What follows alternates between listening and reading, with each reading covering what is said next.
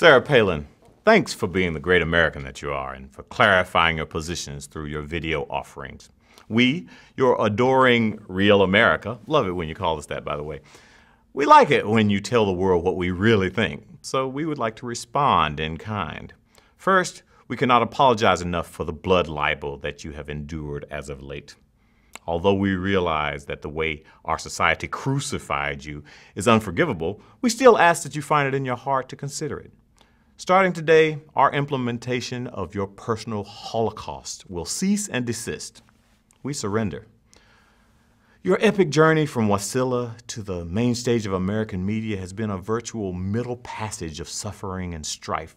So we want to offer this document, sort of an emancipation proclamation, if you will, to release you from the oppressive shackles of America's habit of publicly lynching you. We are also disappointed in ourselves, of course, in that we brutally subjected you as a woman to such a double standard in the media. When we read about the women's suffrage movement in history class, we never would have thought that such injustice would have been revived in 2011. But we are ever so grateful that you would be the new embodiment of Susan B. Anthony, serving as a beacon to lead us beyond our shortcomings. Until you issued your video, our society unfairly stripped down your freedom of speech and spirit, violently forcing you to create a response video and to even clarify your positions on the shows like Sean Hannity's program. When the lamestream media has you in its grasp, I'm sure that Antoine Dotson would join us in coming to your defense, since clearly they're raping everybody out here. And for that, our contrition knows no bounds.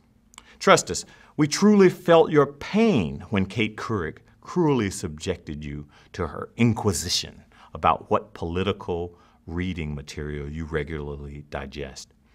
Who of us would ever think that someone would dare ask such an inappropriate thing if we were running to be second in line to preside over the free world?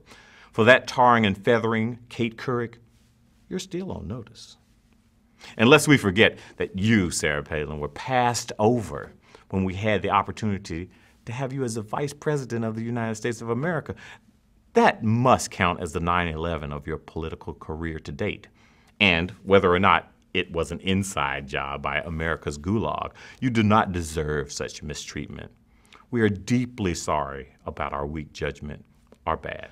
Ms. Palin, we're ever impressed at your self-control in avoiding the temptation to exploit humanity's collective low points and atrocities for political gain.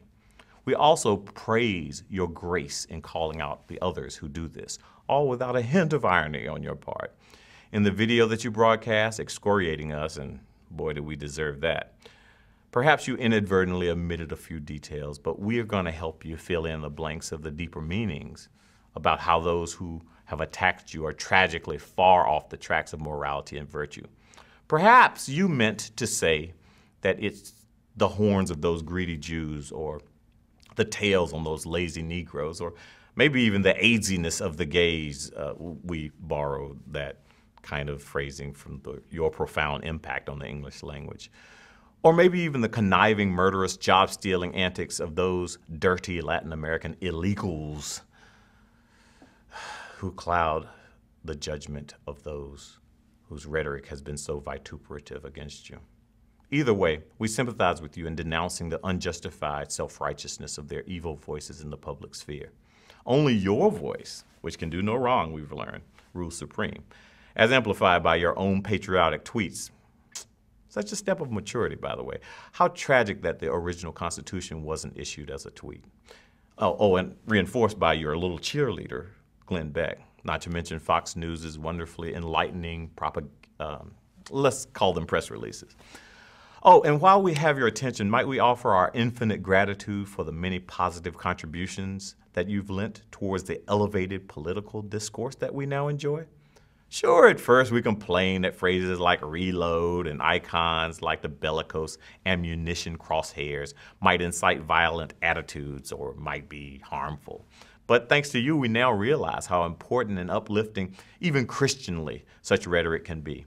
Like you, we too look forward to the day that some sixth grader, inspired by your delightful example, will exercise the same freedom of speech from the other side of the aisle.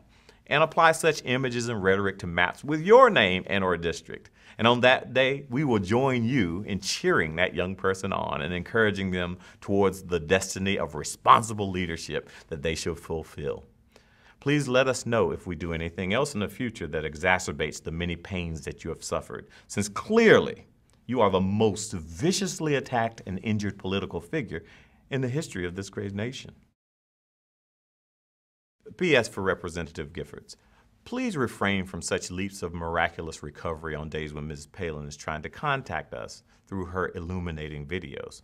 See, her victimhood clearly trumps any trivial attempts on your part to divert our attention with your condition.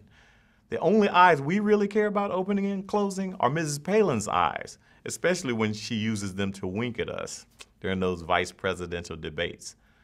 So with our thanks and our apologies, we offer this video to you, Sarah Palin, with hope for love and peace in your future. Sincerely, your fellow Americans.